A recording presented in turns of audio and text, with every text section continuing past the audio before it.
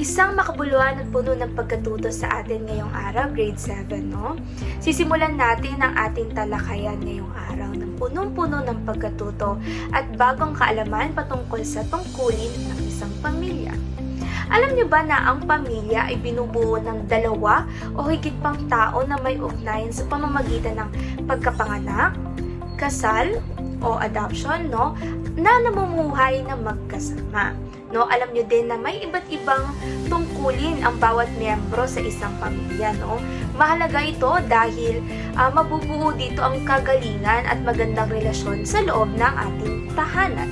No, isa rin sa mga mahalaga sa loob ng pamilya ay matutunan ng mga bata kahit sa murang edad, no, na alam nila kung paano igalang ang pamilya at malaman kung ano ba yung mga tungkulin nila bilang isang anak at miyembro ng isang pamilya.